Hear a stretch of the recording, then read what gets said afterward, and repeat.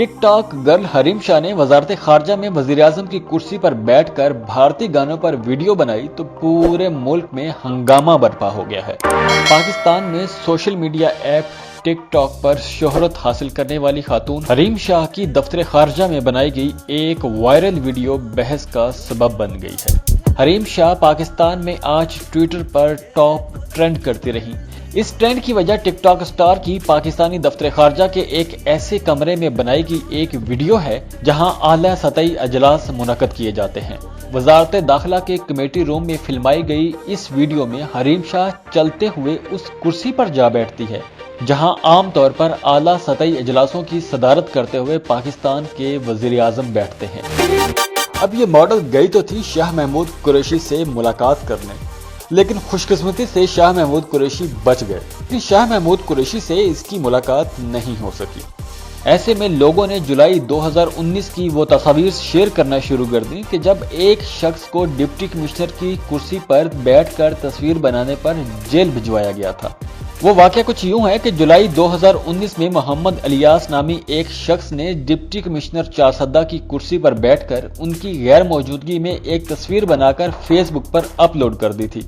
ये तस्वीर सामने आते ही डिप्टी कमिश्नर चारसद्दा ने 10 जुलाई को मुतलका हुकाम को एक खत लिखकर अलियास के खिलाफ कार्रवाई का हुक्म दिया, जिस पर उसे 12 जुलाई को गिरफ्तार करके जेल में डाल दिया गया था।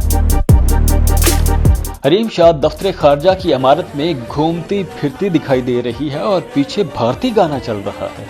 वीडियो के हवाले से हरीम शाह का कहना है कि ये वीडियो उन्होंने दफ्तर खारजा के कॉन्फ्रेंस रूम में बनाई थी और उनका वीडियो बनाने का मकसद किसी की तजलील करना नहीं था।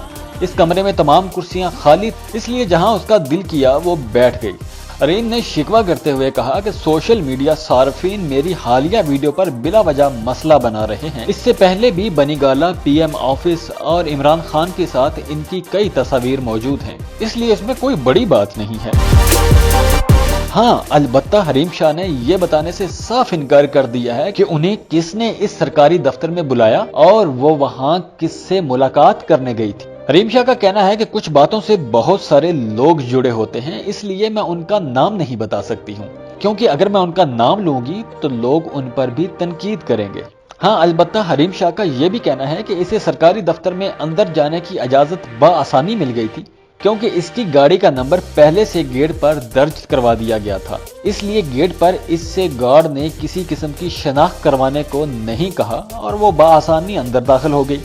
टिकटॉक गर्ल का कहना है कि ये बतौर वर्कर वहां गई थी, क्योंकि ये इमरान खान और तहरीक इंसाफ के साथ एक अरसे से मुंसलिक है और पार्टी के लिए काम करती है, इसलिए इसमें कोई बुराई नहीं है। हाँ, अलबत्ता हरीम शाह की इस वजाहत के बाद सोशल मीडिया पर लोग मजीद गमो गुस्से का इजहार कर रहे हैं। जाते जाते वीडियो को लाइक करें, इन्फो चंक्स को सब्सक्राइब करें और वीडियो अपने दोस्तों के साथ लाजमी शेयर करें।